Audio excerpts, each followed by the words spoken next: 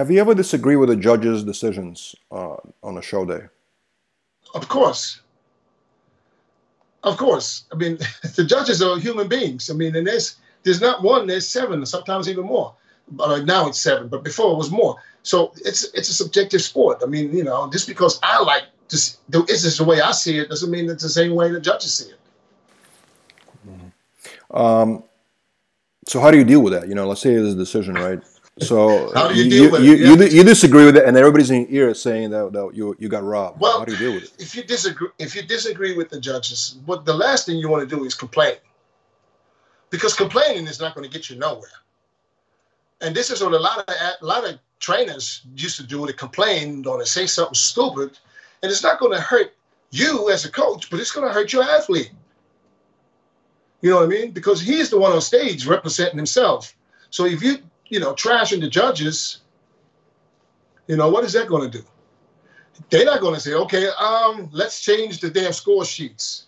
You're right. It's not going to happen. So there's no need to complain to the judges. The only thing that I think is a good thing to do is, as an athlete, as a guy that stood on stage, go to the head judge and ask him, what do I need to improve on?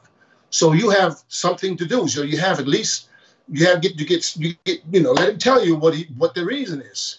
So you know what you need to work on. Don't let your coach tell you, you should have won. So we don't need to change nothing. You know what I mean? Even though this maybe might be the case, but the judges didn't see it this way. So you need to ask the judges, what do I need to do in order to come out on top?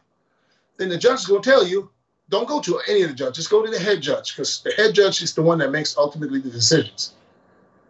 So you ask him, what do I need to do? And then come in next time and improve that. If the head judge tells you, yeah, your hamstrings are soft, tell the head judge before you step on stage next time, listen, please pay attention to my hamstrings. There's nothing wrong with that.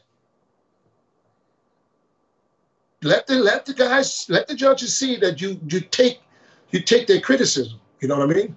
That's what they're there for. Not only to judge you, also to tell you what you need to do in order to place better. Sure.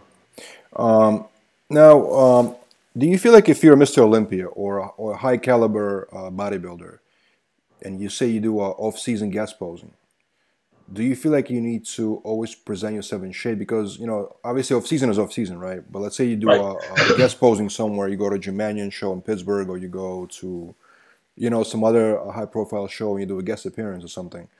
Do you think they're obligated to be, presentable? Yes, absolutely. That's if you call yourself a professional, then that's your job. And if your job is to be a professional bodybuilder, that means you earn money, not only competing on stage, but you make your living off of guest appearances and guest posings, seminars, etc.